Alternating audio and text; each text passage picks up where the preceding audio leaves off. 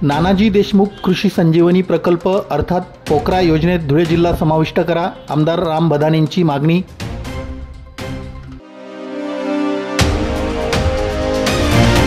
Pune Nashik railway प्रकल्प संगमनेर नारायणगाव चाकण असा सरळ मार्गे करण्यासाठी आमदार सत्यजित तांबेंचे प्रयत्न।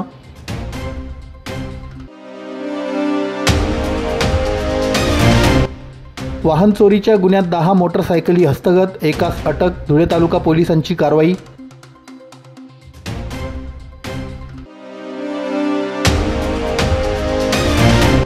आणि अपंग पुनर्विकास संस्थेतर्फे जागतिक दिव्यांग दिनानिमित्त घेण्यात आला दिव्यांग सन्मान सोहळा।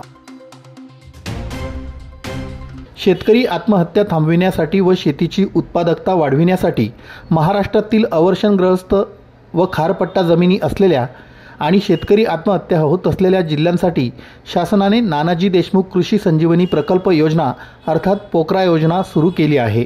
या योजनेत धुळे जिल्ह्याचा समावेश करावा अशी मागणी नागपूर येथे सुरू असलेल्या राज्य विधिमंडळाच्या हिवाळी अधिवेशनात औचित्याच्या मुद्द्याद्वारे धुळे ग्रामीणचे आमदार राघवेंद्र भदाने यांनी केली। निसर्गाच्या लहरी हवामानामुळे व सततच्या अवर्षणामुळे कृषी उत्पादकता कमी झाली आहे।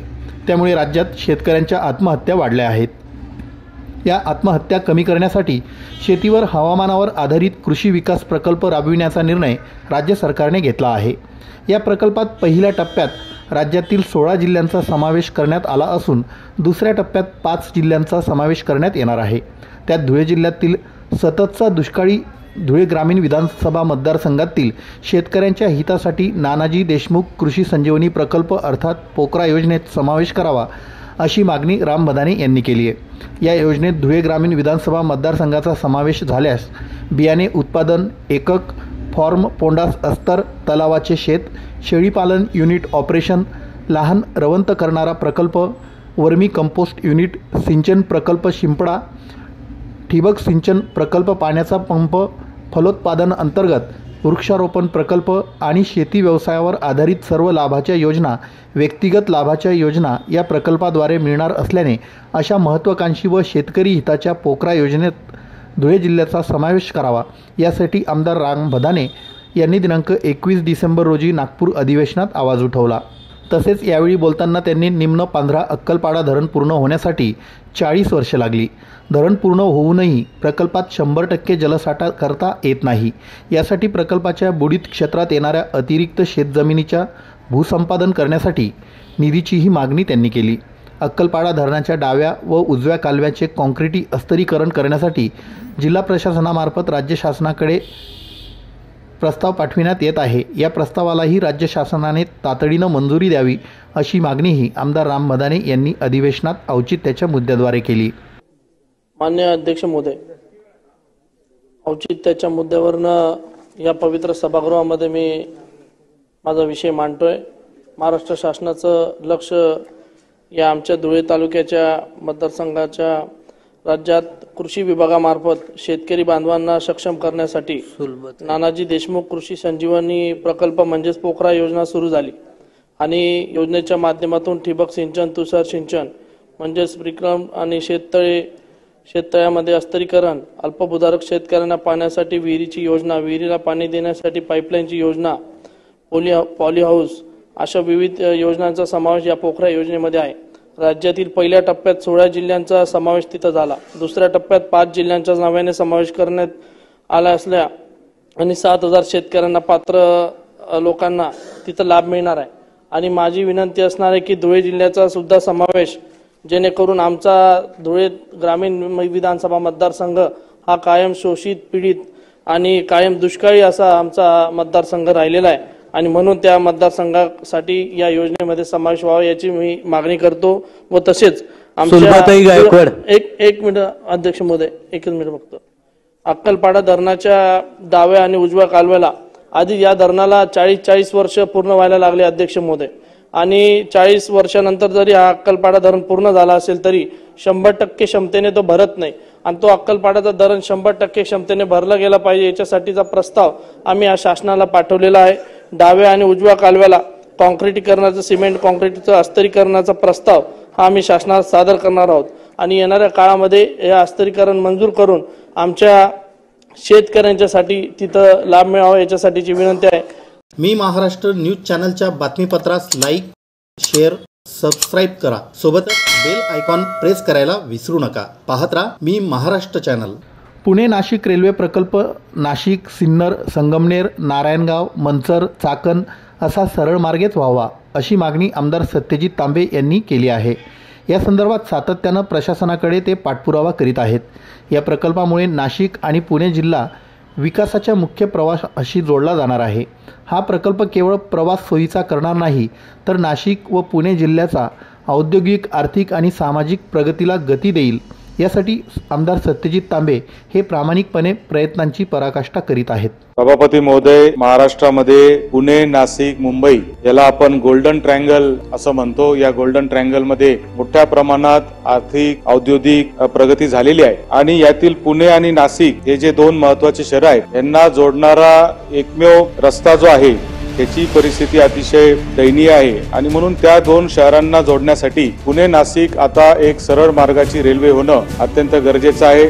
2017-18 साली या रेल्वेचं महाराष्ट्राची शासनाची महारेल नावाच्या कंपनीने सर्वेक्षण केलं की पुणे, नाशिक, सिन्नर, संगमनेर, नारायणगाव असं करत मंचर, चाकण मार्गे पुण्याला जाणारी रेल्वे होती। मात्र नंतर रेल्वे मंत्रालयाने ही रेल्वे स्वतः करण्याचा निर्णय आता घेतलेला आहे आणि किंबहुना त्याच्याबद्दल अजून संदिग्धता आहे आणि म्हणून याबाबत मी रेल्वे मंत्री अश्विन वैष्णव साहेब यांना 9 जुलै 2024 रोजी भेटलो, बैठक घेतली आणि त्या बैठकीत असं ठरलं की हा रेल्वे महारेलनी करायचा की केंद्रीय रेल्वेनी करायचा याबाबत अजून संदिग्धता आहे आणि म्हणून हा निर्णय तातडीने होणं गरजेचं आहे। महारेलची इच्छा आहे की हा सरळ मार्गे सिन्नर, संगमनेर, नारायणगाव मार्गे झाली पाहिजे आणि केंद्र मंत्रालयाची इच्छा आहे की तो नाशिक वरून शिर्डी आणि शिर्डीवरून अहिल्यानगर वरून पुणे अशा मार्गाने झाला पाहिजे। जर तो शिर्डी मार्गे झाला तर त्याचा उद्देश साध्य होत नाही, आर्थिक दृष्ट्या देखील तो त्या ठिकाणी व्यवहार्य ठरणार नाही आणि त्याचबरोबर आमचा जो पुणे आणि नाशिकच्या मधला जो पट्टा आहे त्याच्या विकासासाठी जो खऱ्या अर्थाने हा प्रकल्प होणं गरजेचं आहे तो प्रकल्प होणार नाही आणि म्हणून तो सिन्नर, संगमनेर, नारायणगाव, मंचर या मार्गेच झाला पाहिजे। या दृष्टीने तातडीने महाराष्ट्र शासनाने लक्ष घालावं आणि भारत सरकारच्या रेल्वे विभागाबरोबर चर्चा करावी अशी मागणी या निमित्ताने मी करत आहे। मी महाराष्ट्र न्यूज चॅनलच्या बातमीपत्रास लाईक, शेअर, सबस्क्राईब करा। सोबतच बेल आयकॉन प्रेस करायला विसरू नका। पाहत राहा मी महाराष्ट्र चॅनल। धुळे तालुका पोलीस ठाण्यात दाखल असलेल्या मोटारसायकल चोरीच्या गुन्ह्याचा तपास करताना पोलीस पथकाने एका मोटारसायकल चोराला अटक केली असून त्याच्याकडून चोरीच्या 10 मोटारसायकली हस्तगत करण्यात आल्या आहेत। आरोपी धुळे शहरातील महिंदळे येथील रहिवासी असून या 35 वर्षीय आरोपीचं नाव प्रदीप मधुकर सैंदाने आहे। त्याच्याकडून हस्तगत करण्यात आलेल्या 10 मोटारसायकलींपैकी 3 मोटारसायकल चोरीच्या गुन्ह्यांची उकल करण्यात आली आहे। इतर हस्तगत मोटारसायकलींच्या संदर्भात पोलीस तपास करीत आहेत। ही कारवाई पोलीस अधीक्षक श्रीकांत धिवरे, अप्पर पोलीस अधीक्षक किशोर काळे, उपविभागीय पोलीस अधिकारी संजय बोंबाळे यांच्या मार्गदर्शनाखाली पोलीस निरीक्षक अभिषेक पाटील यांच्या अधीनस्थ असलेले पोलीस उपनिरीक्षक अनिल महाजन, पोलीस हवालदार किशोर खैरनार, मनोज बाविस्कर, पोलीस कॉन्स्टेबल सखाराम खांडेकर, कुणाल शिंगाणे, राकेश मोरे, रवींद्र सोनवणे, राहुल देवरे, महेंद्र गिरासे यांच्या पथकाने केली। पोलीस स्टेशन येथे माहे सप्टेंबर 2024 मध्ये मोटरसायकल चोरी संबंधाने गुन्हा दाखल करण्यात आलेला होता आणि या गुन्ह्याचा तपास ज्यावेळेला धुळे तालुका पोलीस स्टेशनकडून केला जात होता त्यावेळी त्या गुन्ह्यामध्ये एक आरोपी हा निष्पन्न झालेला होता आणि त्याला आम्ही या गुन्ह्यामध्ये ताब्यात देखील घेतलेला आहे आणि त्याच्याकडून वेगवेगळ्या मॉडेल्स आणि मेडच्या एकूण 10 मोटरसायकल आम्ही चोरीच्या हस्तगत केलेल्या आहेत। या 10 मोटरसायकलपैकी एक मोटरसायकल जळगाव शहर पोलीस स्टेशन, त्याचप्रमाणे एक नंदुरबार उपनगर पोलीस स्टेशन, तसंच एक मालेगाव शहर पोलीस स्टेशन अशा 3 इतरही गुन्हे उघडकीस आणण्यात आम्हाला यश आलेलं आहे। या 3 मोटरसायकल व्यतिरिक्त आम्ही ज्या गुन्ह्याचा तपास केला त्या गुन्ह्यामध्ये जी चोरी गेलेली स्कूटर होती ती स्कूटर देखील आम्ही हस्तगत केलेली आहे आणि अशा प्रकारे एकूण 10 मोटरसायकली हस्तगत करण्यात आम्हाला यश आलेलं आहे। या सर्व मोटरसायकलचे वर्णन आणि त्यांचे mobile engine number, chassis number हे आम्ही प्रसिद्ध केलेले आहेत। नागरिकांना विनंती करण्यात येते की आपली कोणती मोटरसायकल यापैकी जर चोरीस गेली असेल तर त्या संबंधाने योग्य ती कारवाई पुढे करण्यात येईल। सदरची कारवाई ही माननीय पोलीस अधीक्षक श्रीकांत धिवरे सर, अतिरिक्त पोलीस अधीक्षक किशोर काळे सर आणि उपविभागीय पोलीस अधिकारी बांबळे सर यांच्या मार्गदर्शनाखाली धुळे तालुका पोलीस स्टेशन यांनी केलेली आहे।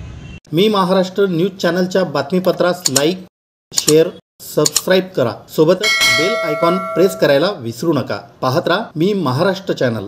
अपंग पुनर्विकास संस्थेतर्फे जागतिक दिव्यांग दिन व संस्थेच्या 7व्या वर्धापन दिनाच्या निमित्ताने दिव्यांग मेळावा व दिव्यांग सन्मान सोहळा आयोजित करण्यात आला होता. धुळे शहरात हा मेळावा पार पडला. मेळाव्याचं दीप प्रज्वलन करून मान्यवरांच्या हस्ते उद्घाटन करण्यात आलं. याप्रसंगी समाजकल्याण अधिकारी संजय सैंदाने, माजी महापौर जयश्री अहिरराव, भाजपाच्या बेटी बचाव बेटी पढाओ अभियानाच्या संयोजिका अल्पा अग्रवाल, मायादेवी परदेशी, महादेव परदेशी, कार्यक्रमाचे आयोजक संजय सरग, जितेंद्र इखे, निलेश नेमाने, विक्की परदेशी यांच्यासह अन्य मान्यवर उपस्थित होते. यावेळी मान्यवरांच्या हस्ते पुरस्कार वितरण करण्यात आलं. दिव्यांग जनसेवा पुरस्कार संजय गांधी निराधार योजनेचे धुळे शहर तहसीलदार हंसराज पाटील, दिव्यांग वित्त विकास महामंडळाच्या व्यवस्थापक शोभा खराड, सामाजिक कार्यकर्ते विकास बाबर यांना, तर सुनील घटी, शशिकांत सूर्यवंशी, कुमारी वैष्णवी बाला मोरे यांना दिव्यांग सेवक पुरस्काराने मान्यवरांच्या हस्ते सन्मानित करण्यात आलं. यावेळी मान्यवरांसह पुरस्कारार्थींनी मनोगत व्यक्त केलं. कार्यक्रमाचं सूत्रसंचालन राकेश गाळणकर यांनी केलं. मी संजय जगन्नाथ सरळ, संस्थापक अध्यक्ष अपंग पुनर्विकास संस्था. आज 21/12/2024 रोजी अपंग पुनर्विकास संस्थेचा 7वा वर्धापन दिन तसेच जागतिक दिव्यांग दिनाचं औचित्य साधत आज आम्ही दिव्यांग क्षेत्रात काम करणाऱ्या काही दिव्यांग बांधवांना दिव्यांग सेवक व दिव्यांग जनसेवा पुरस्कार देऊन काही दिव्यांगांना आम्ही सन्मानित केलेलं आहे. त्याचप्रमाणे आज या संस्थेच्या वतीने जे मान्यवर प्रमुख उपस्थित होते त्यात भाऊसाहेब हिरे मेडिकल कॉलेजचे अधिष्ठाता डॉक्टर सयाजी बांबरे सर, त्याचप्रमाणे धुळे शहराचे आमदार अनुपजी अग्रवाल यांच्या धर्मपत्नी अल्पाजी बाबी, माजी महापौर जयश्रीताई अहिरराव, त्याचप्रमाणे माधू भैया परदेशी